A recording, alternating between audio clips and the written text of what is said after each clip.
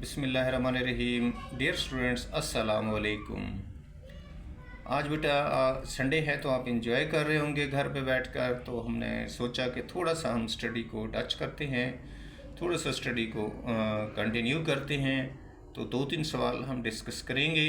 जो पहला सवाल आज का है हमारा वो है why carbon monoxide is called a hidden enemy.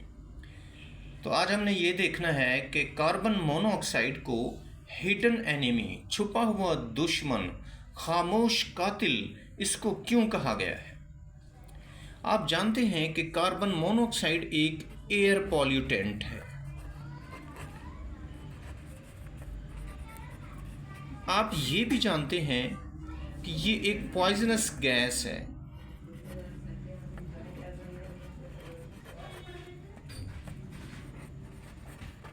हम कार्बन मोनोऑक्साइड की बात कर रहे हैं, हमने कहा ये एयर पॉल्यूटेंट है, हमने ये भी कहा ये पॉइजनस गैस है। हम ये देखते हैं कि वो कौन सी रीजंस हैं जिनकी वजह से इसे खामोश कातिल कहा गया। हमने वो रीज़न तलाश करनी है। याद रखिएगा बेटा, नंबर 1, ये कलरलेस है।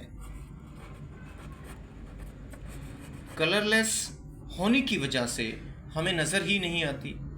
जब नज़र नहीं आएगी तो हमें कैसे पता चलेगा कि हमारे इर्द गिर्द कार्बन मोनोऑक्साइड मौजूद है। नंबर 2, ये ऑडरलेस है। इसकी स्मेल भी नहीं है। जब इसकी स्मेल नहीं होगी तो हम इसको सूंघ भी नहीं सकेंगे, इसको महसूस भी नहीं कर सकेंगे। तो महसूस ना करने की वजह से हमें नहीं पता चल पाता कि हमारे इर्द गिर्द कार्बन मोनोऑक्साइड मौजूद है। तो ये वो रीज़न हैं जिनकी वजह से हम इसको हिडन एनिमी कहा जाता है। कि अब इन रीजंस की वजह से हम हमारे इर्द गिर्द कार्बन मोनोऑक्साइड तो मौजूद होती है, लेकिन हम उसका देख नहीं सकते, हम उसको महसूस नहीं कर सकते। आहिस्ता आहिस्ता वो अपना वर्किंग कर रही होती है। जब हम सांस लेते हैं, हमारे सांस के ज़रिए ये कार्बन मोनोऑक्साइड हमारे फेफड़ों तक पहुंच जाती है। फेफड़ों में पूरे जिस्म से रेड ब्लड सेल ने आना होता है।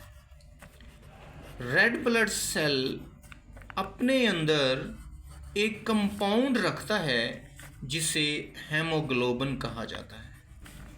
Haemoglobin, what is haemoglobin? It is a protein. इसका काम क्या है?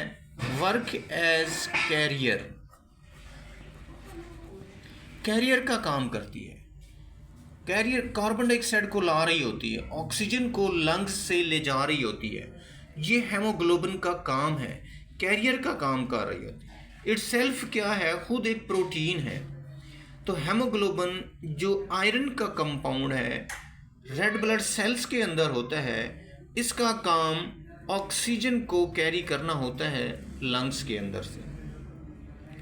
अब होता यह है, जब हम सांस के ज़रिए कार्बन मोनोऑक्साइड को लेकर जाते हैं लंग्स में, और हेमोग्लोबिन पर मुश्तमिल रेड ब्लड सेल्स एल्वियोलाई में लंग्स के अंदर पहुंचते हैं, तो एल्वियोलाई में गैसों का तबादला होना होता है। हेमोग्लोबिन कार्बन डाइऑक्साइड को तो रिलीज़ कर देता है, उसके साथ अब ऑक्सीजन ने अटैच होना होता है। ऑक्सीजन की निस्बत जो कार्बन मोनोऑक्साइड वहाँ पहुँच चुकी होती है सांस की मदद से, अब वो ऑक्सीजन को अटैच नहीं होने देती हेमोग्लोबिन के साथ। वो खुद इतनी रग़बत रखती है, इतनी कशिश रखती है, इतनी स्ट्रांगली खुद को अटैच कर लेती है कि ऑक्सीजन अटैच नहीं हो पाती। अब वो रेड ब्लड सेल वापस पूरे जिस्म में चला जाता है जिसमें कार्बन मोनोऑक्साइड होती है। तो इस तरह से वो सेल्स के अंदर कार्बन मोनोऑक्साइड पहुंची रहती है, उसकी कंसंट्रेशन इस तरह से बढ़ती रहती है। अगर उसकी कंसंट्रेशन कम है तो हमें 2-3 अलामात हमें नज़र आती हैं जिनसे हम शक कर सकते हैं, हम पता चला सकते हैं कि यार कार्बन मोनोऑक्साइड तो हमारी बॉडी के अंदर नहीं चली गई। उसका जो पहला जो शक जो पहली चीज़ वो है हेडेक। जब कार्बन मोनोऑक्साइड हमारी बॉडी के अंदर जाती है तो हमारी बॉडी के अंदर इसकी जैसे जैसे कंसंट्रेशन बढ़ती जाती है हमें हेडेक फील होता है, सर में दर्द शुरू हो जाता है, हम थकावट महसूस करते हैं। अगर ये दो प्रॉब्लम्स आ रही हैं तो कार्बन मोनोऑक्साइड हमारे जिस्म के अंदर बढ़ती जा रही है। अब कार्बन मोनोऑक्साइड की मिकदार जैसे जैसे बढ़ती जाएगी वैसे वैसे हमारे सेल्स को डैमेज करती जाएगी और हमें क्या होगा, हमें सफोकेशन शुरू हो जाएगी, डिफ़िकल्टी हो जाएगी, सफोकेशन शुरू हो जाएगी, डिफ़िकल्टी हो जाएगी सांस लेने में, ब्रीदिंग प्रॉब्लम क्रिएट होगा और एक वक्त ऐसा आएगा कि डेथ हो जाएगी, हमारी डेथ हो जाएगी। तो कार्बन मोनोऑक्साइड को इसीलिए खामोश कातिल कहा गया है, क्योंकि इसका कोई कलर नहीं होता और इसकी कोई बू नहीं होती, जिसकी वजह से ये ऐसा आहिस्ता हमारे बॉडी के अंदर अटैक करती रहती है, सेल्स को डैमेज करती रहती है और एक वक्त ऐसा आता है कि हमें हेडेक, पेन, फटीग, सफोकेशन के प्रॉब्लम्स शुरू हो जाते हैं और इवन डेथ हो जाती है। तो इसीलिए इसको खामोश कातिल या हिडन एनिमी कहा गया है। अब अक्सर आपने सुना होगा कि ये कहा जाता है कि कमरे को बंद करके जो है चूल्हा ना जलाएं, कमरे के अंदर किसी भी चीज़ को ना जलाएं, गैस हीटर ना जलाएं। उसकी क्या रीज़न्स हो सकती हैं? उसकी वजह यही है कि उस बर्निंग सिचुएशन में चूल्हे के जलने से, किसी भी चीज़ के जलने से, गैस हीटर के जलने से कमरे की ऑक्सीजन तो ख़त्म हो जाती है, लेकिन साथ साथ कार्बन मोनोऑक्साइड की मिकदार बढ़ जाती है और वो कार्बन मोनोऑक्साइड हमारी बॉडी के अंदर जाकर हमें सांस लेने में प्रॉब्लम पैदा करती है और हमारी डेथ भी वाक़या हो सकती है। तो इसी वजह से हमें रोका जाता है कि बंद कमरे में आग ना जलाएं। जी स्टूडेंट्स, आज का हमारा दूसरा सवाल है, why catalytic converters are used in automobile vehicles के अंदर हम कैटालिटिक कन्वर्टर का इस्तेमाल क्यों करते हैं, क्या उसका फ़ायदा है।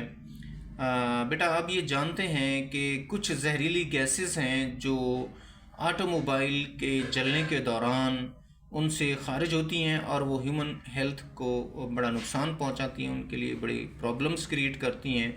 जिस तरह से कार्बन मोनोऑक्साइड है, नाइट्रोजन के ऑक्साइड्स हैं, हाइड्रोकार्बन्स हैं कुछ, ये वो गैसेस हैं जो बहुत ही हार्मफुल गैसेस हैं इंसानी सेहत के लिए।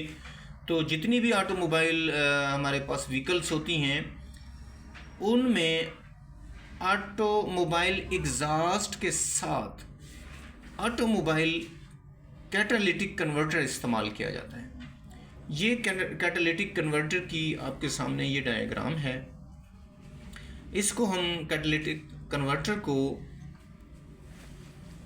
ऑटोमोबाइल एग्जॉस्ट के साथ अटैच करते हैं और जोड़ते हैं। इस तरफ से जब फ्यूल जलता है तो उसमें से जो जहरीली गैसेस पैदा होती हैं, जिस तरह से कार्बन मोनोऑक्साइड है, नाइट्रोजन के ऑक्साइड्स हैं, हाइड्रोकार्बन्स हैं, ये प्रोड्यूस होते हैं उस धुएं के अंदर। वो धुआं इसमें से गुजरता है। ये कैटालिटिक कन्वर्टर का ये काम है कि इन हार्मफुल गैसेस को वो लेस हार्मफुल गैसेस जैसे कार्बन डाइऑक्साइड है, नाइट्रोजन गैस है और पानी है, इसमें कन्वर्ट करता है। पानी तो आप जानते हैं हार्मफुल है ही नहीं। कार्बन डाइऑक्साइड और नाइट्रोजन बहुत ही लेस हार्मफुल गैसेस हैं। तो कैटालिटिक कन्वर्टर का काम है कि इन जहरीली गैसों को कम जहरीली गैस में तब्दील कर देना। तो इसलिए ये कैटालिटिक कन्वर्टर गाड़ियों के साथ अटैच किए जाते हैं ताकि फ़िज़ा में जो धुआं आए उसमें जहरीली गैसें ना हों, बल्कि कार्बन डाइऑक्साइड, नाइट्रोजन गैस और पानी जैसे गैसेस उसमें शामिल हों, जो कि इंसानी सेहत के लिए लेस टॉक्सिक होती हैं। तो इसलिए ऑटोमोबाइल गाड़ियों में कैटालिटिक कन्वर्टर का इस्तेमाल किया जाता है। कन्वर्ट करने वाली चीज़ को कन्वर्टर कहते हैं।